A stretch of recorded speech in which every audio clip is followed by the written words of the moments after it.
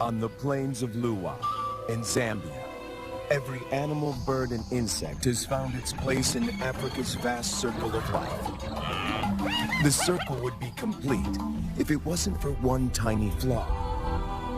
The king is dead. In just 2 decades, settlers, poachers, and professional hunters almost completely wiped out the entire lion population in this vast wilderness. But one lioness survives. She is the last lioness of Luwa. This is her story, and it is told by a man with a dream to see lions back on the plains of Luwa. It is a dream that turns into a 6-year journey with many setbacks and disappointments. To resurrect a lion kingdom in the wild is a daunting task. It is a story of faith, perseverance, and the remarkable relationship between a man, a lonely lioness, and the desperate struggle to re-establish a pride.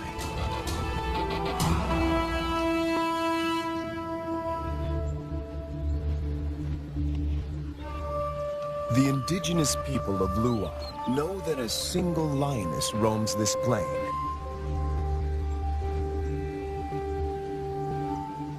She keeps a low profile. There are more than 6,000 people living on these plains, and most of them are fishermen, crop growers, and cattle farmers. A sedentary cow is easy prey, but she avoids the villages, and she doesn't target their cattle. Instead, she perfected the art of surviving on her own. Without the help of a pride, this lioness had to adapt. When she hunts, the combination of patience, power, and speed is spectacular.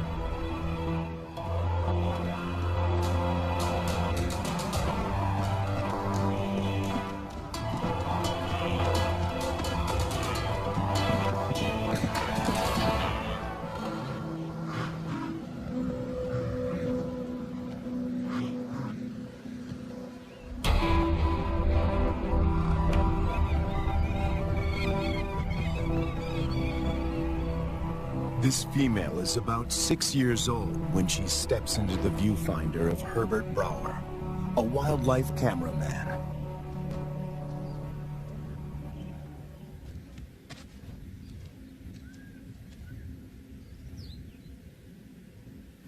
She'd been rarely seen, and if then only at a distance.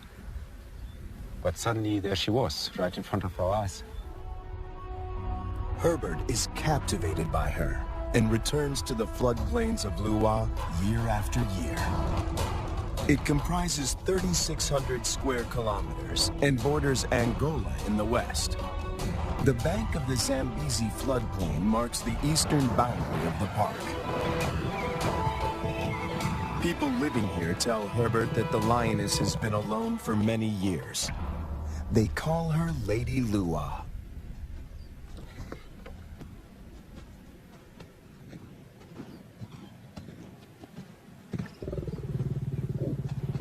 When she rolls for him, a bond develops between them that will have far-reaching consequences.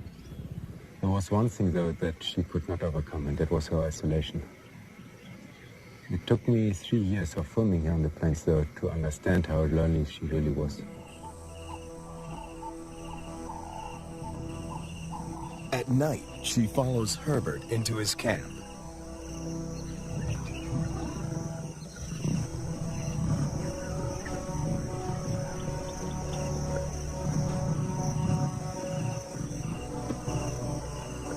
He would never expose himself to wild lions on foot, but he instinctively knows that she means him no harm.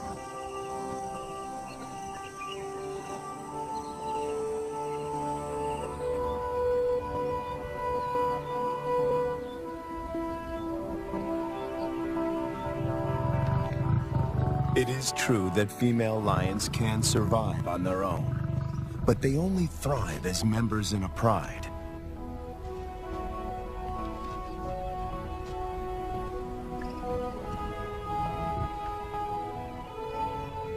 Is it possible to find Lady a mate?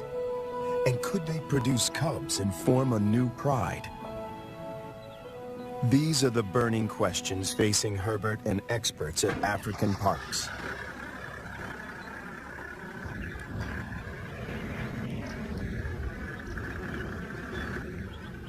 Craig Reed, a manager at African Parks, and veterinarian Dr. Ian Parsons face a dilemma. Reintroducing a full pride of lions into Luau could cause havoc. If one cow is killed or one person attacked, the local population would be up in arms. If they find her a mate, she will hopefully teach him and their cubs to stay away from cattle and people. The project is even more viable if she can transfer her impressive hunting skills.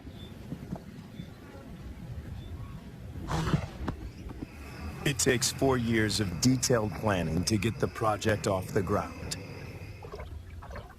Lady is now collared to keep track of her movement. The average age of a lion in the wild is 16. She has about 6 years to produce a litter.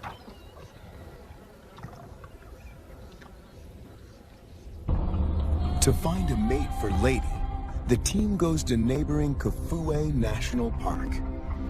Audio recordings of lionesses lure the males.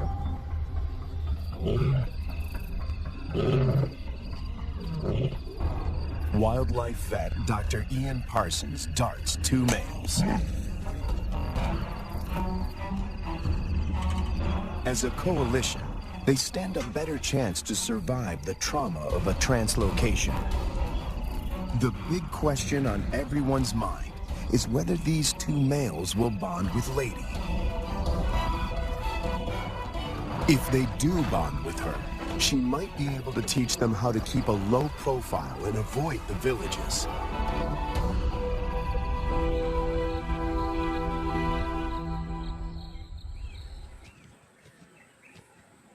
The 2 lions wake up in an enclosure, or a boma, right in the middle of Lady's core territory.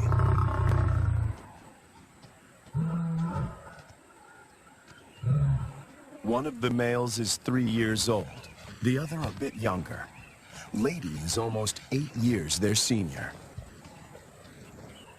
The age gap is intentional. Older lions might not submit to Lady's authority. Hopefully, these youngsters will.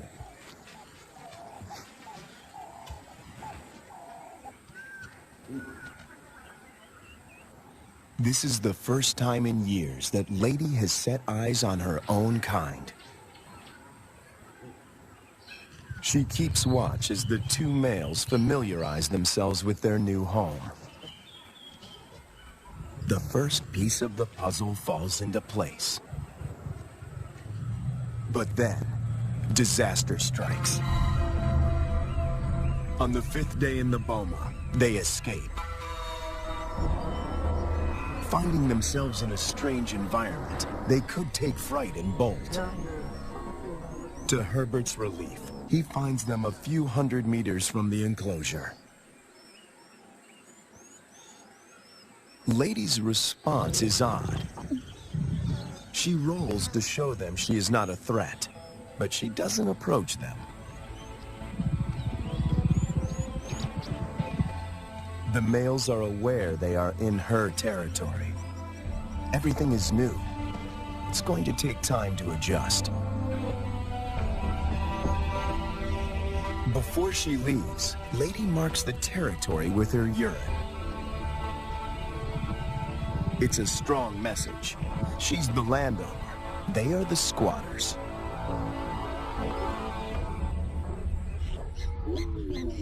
And then she leaves them. The presence of 2 new lions in Luau has a huge impact on the local residents. It's not only villagers that are now at risk. The arrival of the 2 lions jeopardizes the hyena's position of power.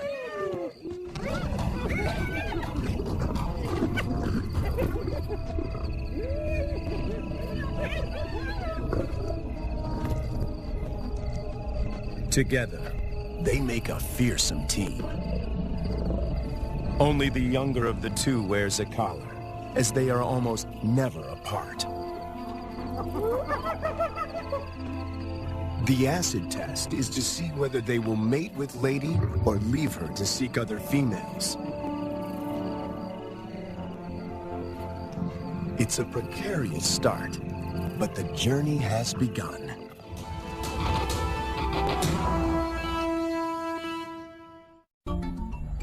Almost 3 years go by without incident. It's November, the beginning of the rainy season. Thousands of wildebeest pour into Lady's territory. The males are hardly recognizable. They are now almost 6 years old, and their bodies are beefed up, their manes more pronounced. After all this time, they're still together and have bonded with Lady, who seems to be doing all the hunting.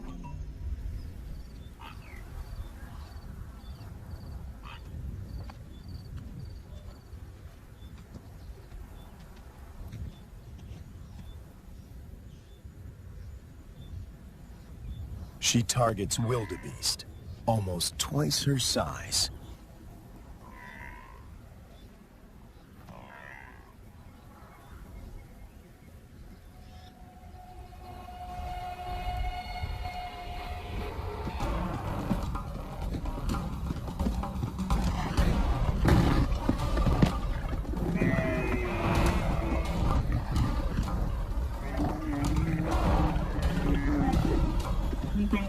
With a powerful bite to the neck, she suffocates her quarry.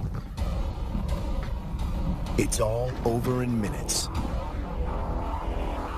The meat from a small calf could keep her going for a few days, but she's not hunting only for herself.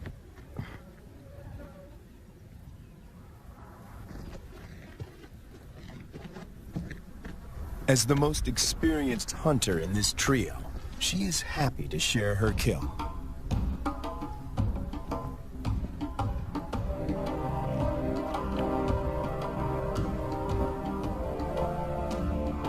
The fact that she allows the males to join her, and that they don't chase her off the carcass, is significant. Eating together is the first building block of a pride.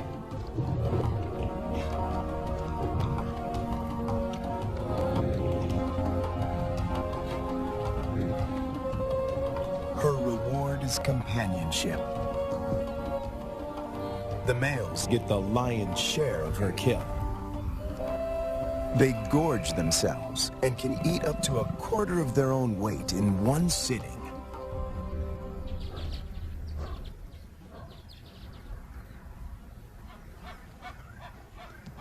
For the first time, Herbert sees the two males compete. It is the younger of the two brothers that emerges as the dominant male.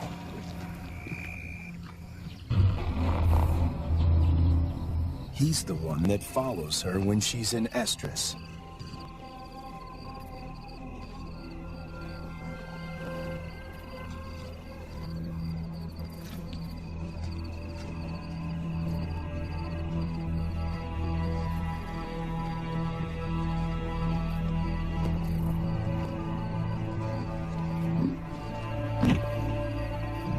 He grimaces, curling back his lips to expose an organ in the back of his mouth that picks up faint chemical pheromones. He can smell that she's in heat.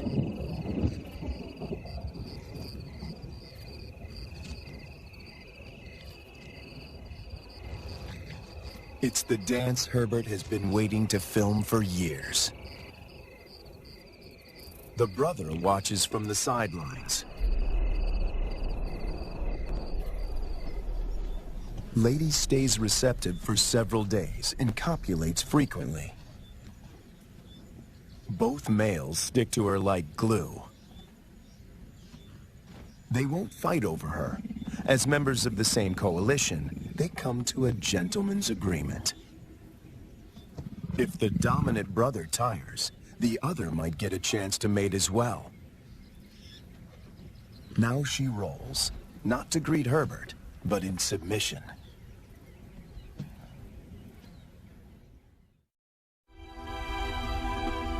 When Herbert returns a year later, there are still no cubs. It's a huge disappointment. Lady is now almost 13 years old, and Herbert and the team must consider the possibility that she is infertile.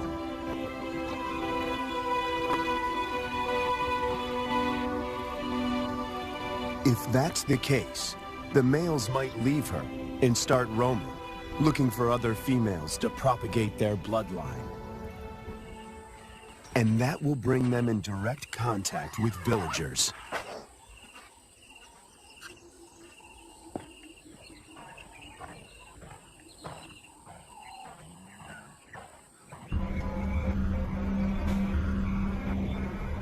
The team decides to import 2 young females. And that takes them back to Kafue.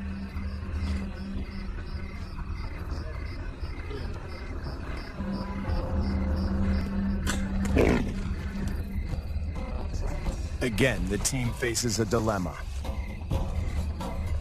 If the females are too old, they might injure Lady or drive her out of her territory. Too young, and the males might kill them.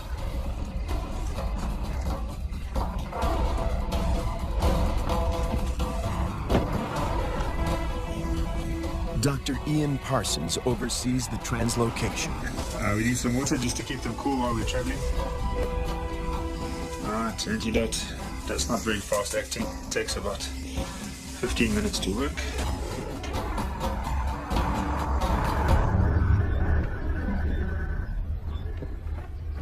Tranquilized and blindfolded, the 2 females begin their journey to Lua. Their arrival is coated in irony.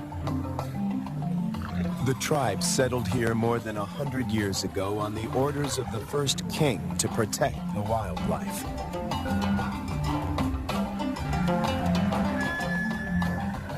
But many of them have never seen a lion.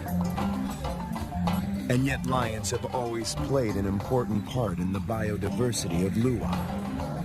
African Parks aims to restore the imbalance.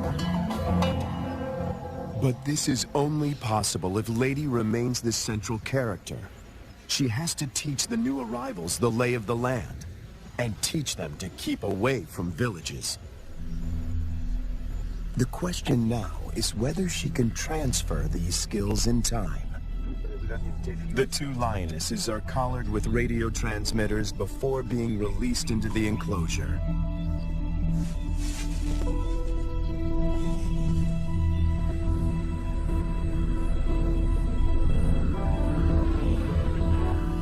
Lady's world is about to be turned upside down once again. To Herbert, she seems sad and confused. She turns her back on the boma and heads north.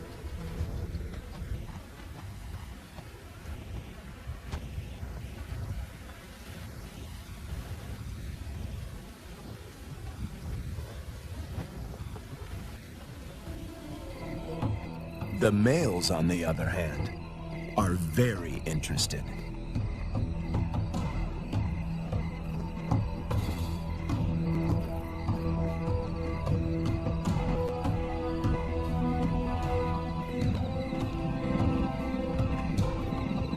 These 2 lionesses are barely 20 months old and still cub-like.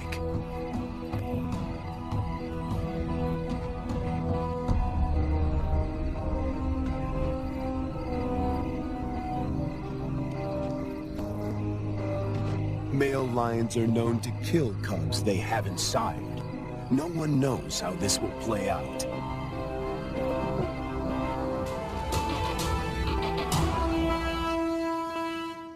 After 3 days, Lady makes a U-turn and returns to the fenced-off boma.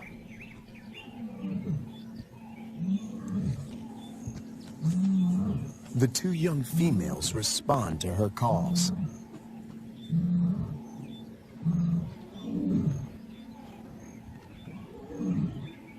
The connection between Lady and the cubs is immediate.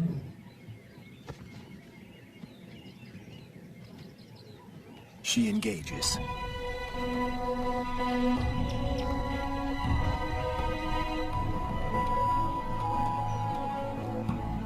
Cats are vulnerable when they expose their undersides. When they roll, they express submissiveness.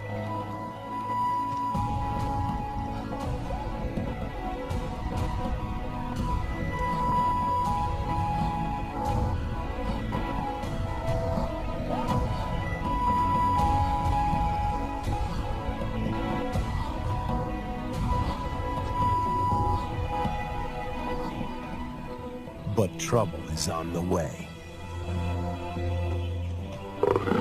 Lady's body posture changes. She knows that the males could attack these new residents.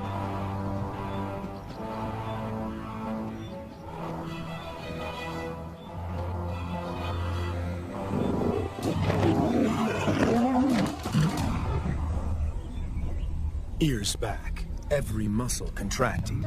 She puts the males in their place.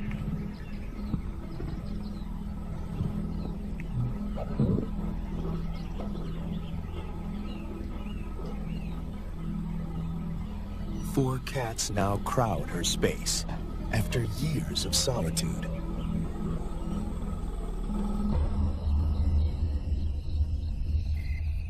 When the males were in the boma, Lady disappeared for days. But now she is intrigued by the cubs. She keeps constant vigil. The electrical current that runs through the fence is non-lethal, but does give a sharp jolt. Lady is clever. She discovers a broken wire and tries to gain access where the circuit is breached.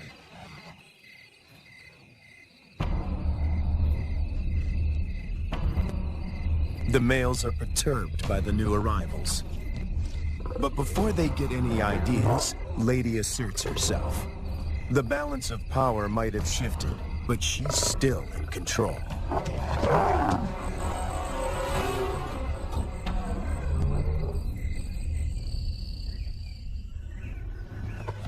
After 5 weeks in the boma, the team feels the young females are ready to be released. Not sure how the males will react, they lure them away with a fresh carcass.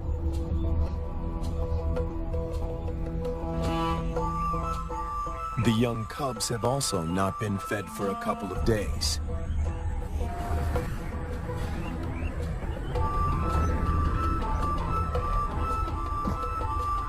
When the gates open, a new chapter begins.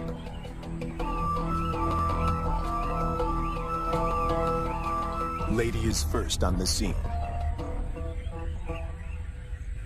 The cubs have spent more than a month in the boma to adjust. The question now is whether this newly forged bond will hold when they step through the gate.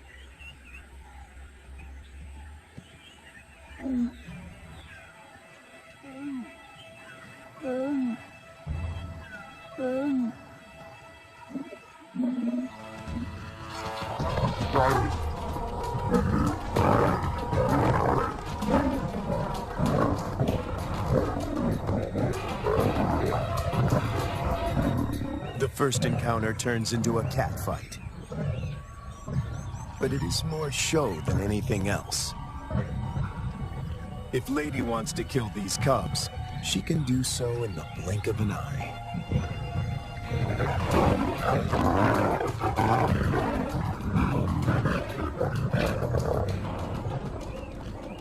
The first contact might seem aggressive, but it plays out according to plan. Lady is doing exactly what the team hoped for. She accepts them in her territory and establishes her dominance.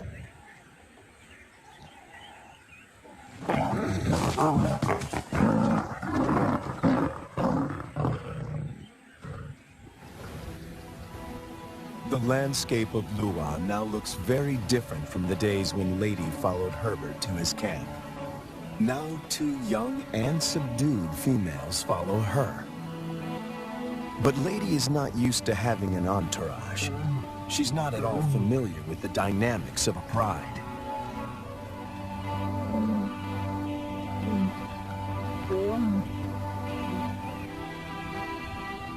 Now that she has her freedom back, she does the unexpected. She abandons them.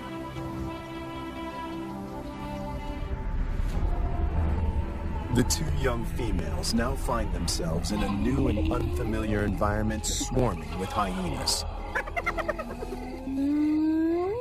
Since their release, the young females stick together.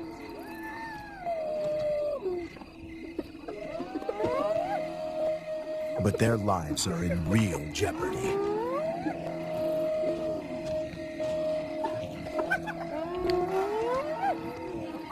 Hyenas can kill lonesome female lions, and tonight, they face a growing mob.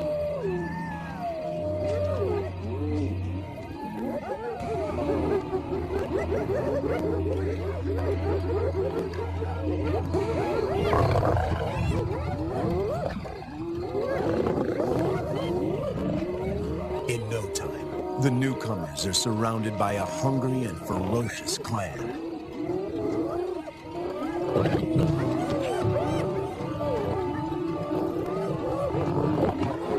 They stand their ground, but the noise attracts a far more dangerous adversary, the males.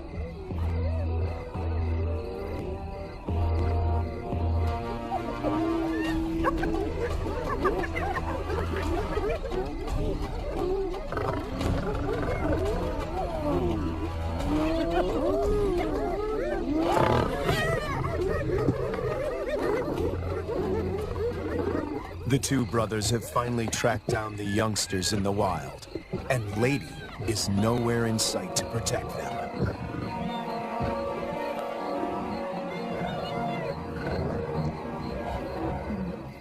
The hyenas know what's good for them. En masse, they retreat.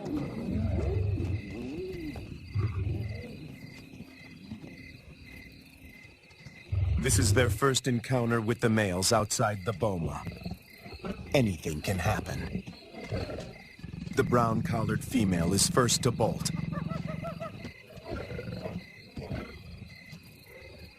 The white collar is cornered before she can escape.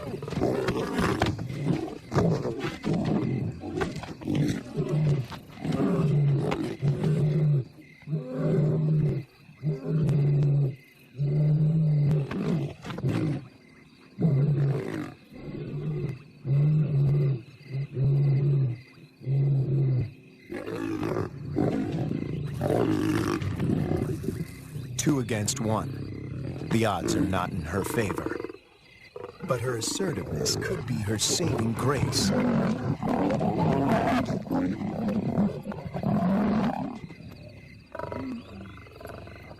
At the right moment, she crouches in submission.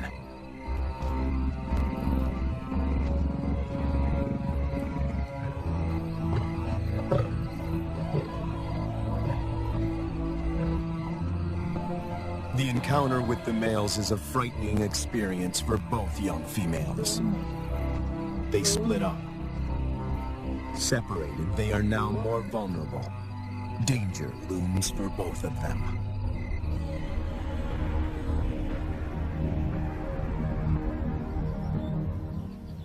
The team manages to track down the females, and they are reunited.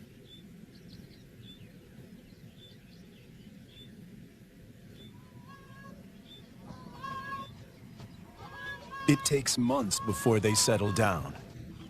But little does Herbert know that he is filming them for the last time.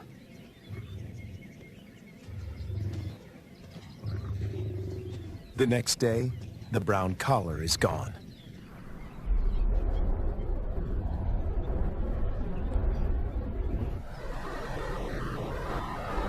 Craig Hay heads up one of the search parties.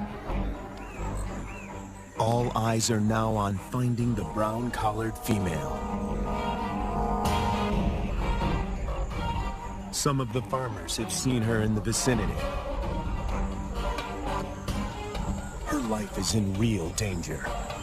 Poaching is rife here. And then, their worst fears are confirmed.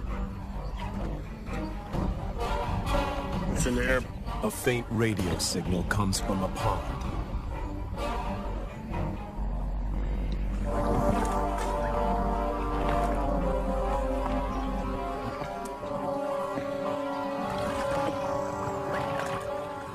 Guys, I got it. It is the brown collar. It's been cut. Yes, it's been cut the shaft north. There's a definite cut. You see, so someone found the lion and threw this in.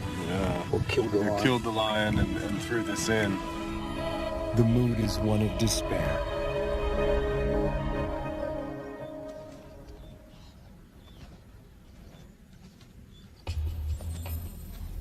To complicate matters, the female in the white collar turns away from Lady's Core territory and begins walking in a northwesterly direction towards Angola. Even if she survives, in time, she will outgrow the collar and suffocate. The dream to establish a pride in Lua begins to unravel. In an unexpected twist, the males follow the white-collared female to Angola. The further they move away from Lady's Core territory, the less influence she has in keeping them out of danger zones. A rescue mission is launched to find the white-collared female and the males before they cross the border. Dr. Matt Becker, who runs the Zambian Carnivore Project, joins the search party. He spots the white-collared female a few kilometers from Angola. They dart her, but she runs into the reeds and almost drowns. It's a close shave. It's now 10 to 6. We have 40 minutes.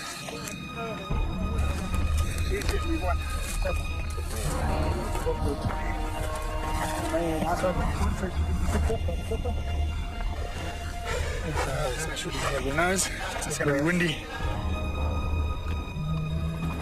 The rescue mission is tricky. The small helicopter can barely lift her, and the ground team must help before the pilot manages to get his precious cargo airborne.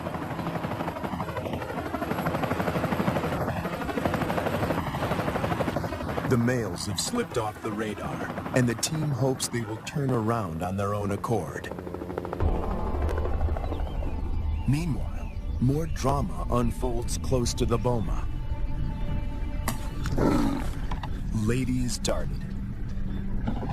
The plan is to put her in the boma with the surviving female to try and forge a stronger bond between them.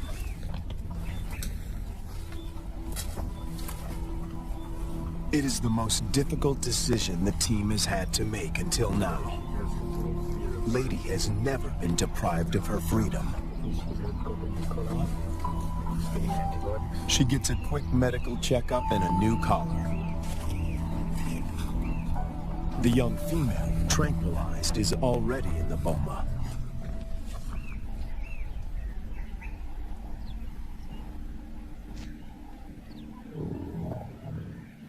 No one knows how Lady will behave in captivity.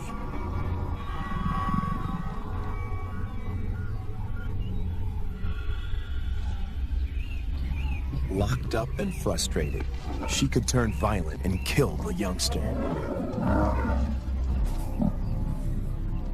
A power struggle is inevitable.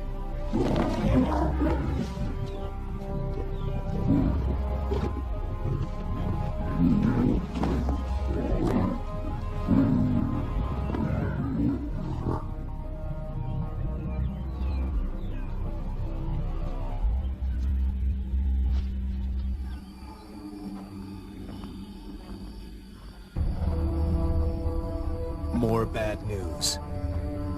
One of the males crosses the border and is killed by cattle farmers in Angola. Of the 5 lions, now only 3 remain. Would this be enough to start a pride? No one knows for sure. Lady, when she recovers from the anesthetic, is extremely agitated. She is on the wrong side of the fence and she can't dig her way out.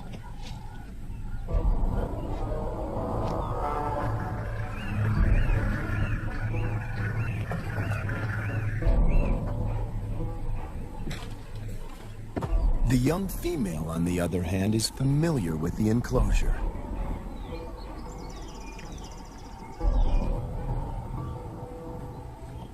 This puts her in a strong position to assert power and seize authority.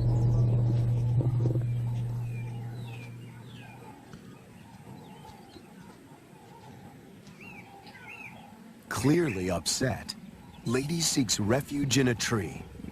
Herbert thinks this elevated position is her attempt to retain control.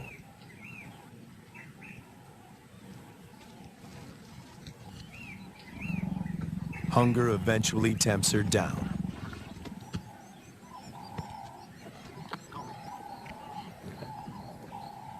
For Herbert, it's difficult to watch. This is a situation which I never thought would happen, is that Lady would need to be put into the Burma. Now, she's been roaming free for all her life, which is probably about 13 years, 14 years, and now she needs to be locked away. It's good, Lady.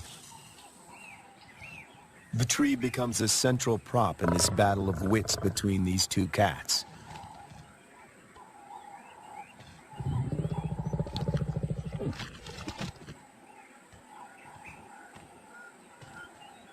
The young female catches on very quickly. She is lighter. If height is of any consequence, she can go higher.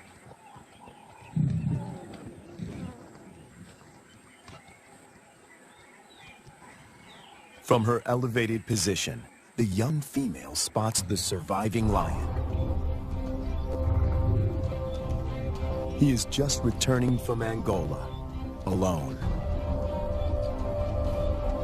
It seems as if every breakthrough in this project is shadowed by a new set of problems. The 2 brothers formed a strong coalition. They made this territory their own and for 4 years managed to stay out of trouble with the villagers. The hope of establishing a new generation of lions now resides with the survivor.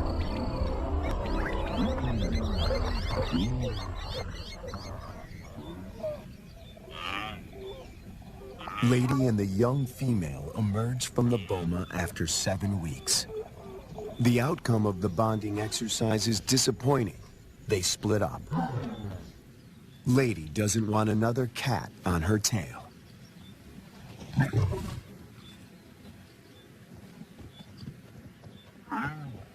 But the time in the boma did benefit the young female. It gave her time to mature.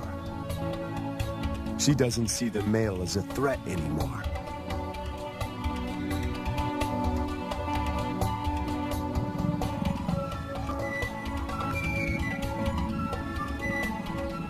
There is an explanation for her playful behavior. She is an estrus.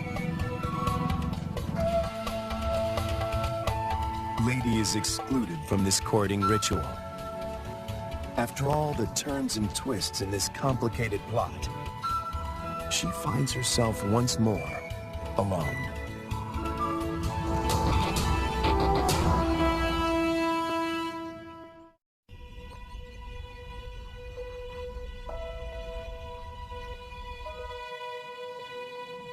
After hunting alone, the young lioness returns to the male. She is ready to mate. The project is one step closer to reaching its goal. The male will sire the next generation.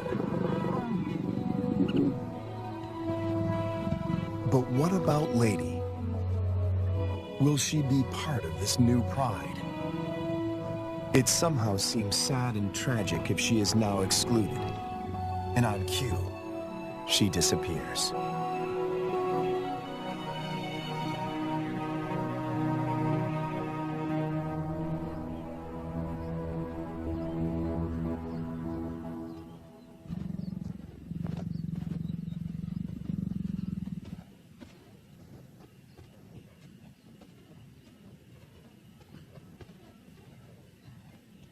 The male now follows the young female when she hunts. To feed both of them, she must target bigger prey.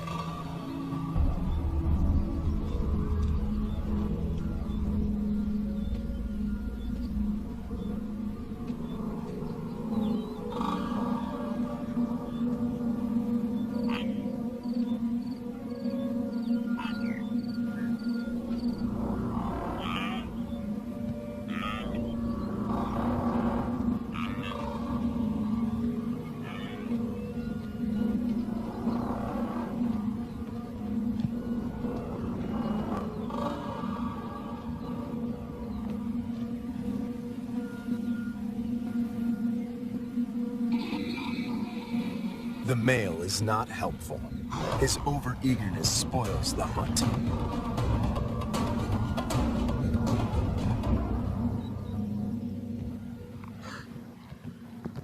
Herbert is about to accept that this regent king and the young female are now the major players in this drama, when Lady suddenly reappears.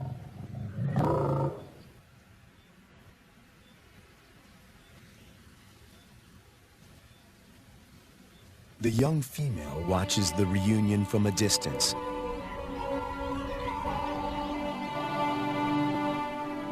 Over many years, Herbert and Lady somehow learn to recognize and respect each other's intentions.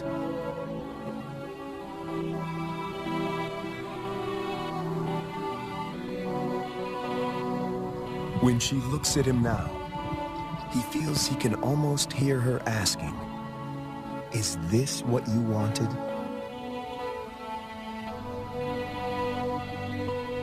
In the presence of the male, Lady lies down with the young female.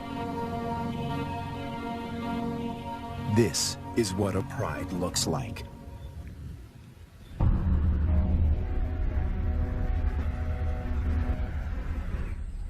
After so many years, all the effort and energy that went into this project seemed to pay off.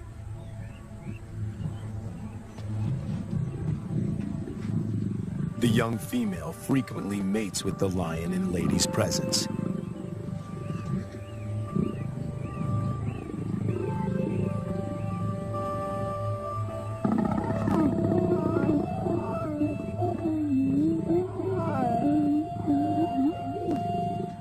Females are the cornerstone of prides. They form strong bonds and hunt together. The male's instinct is to protect them, and his drive is to breed.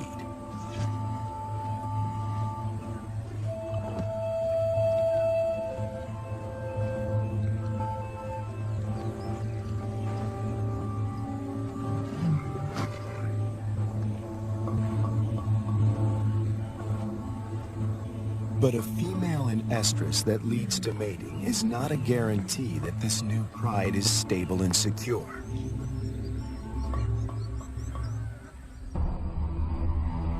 Hunting together is the final test.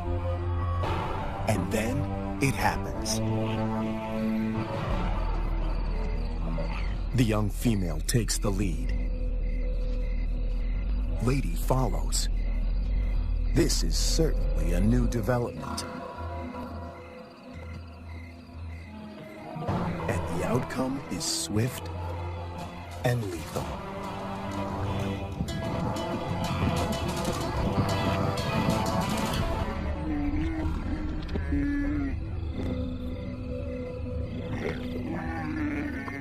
In all his years at Lure, this is the first time that Herbert films Lady not hunting on her own.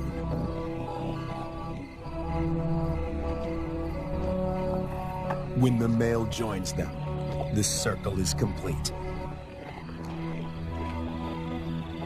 The air is full of promise.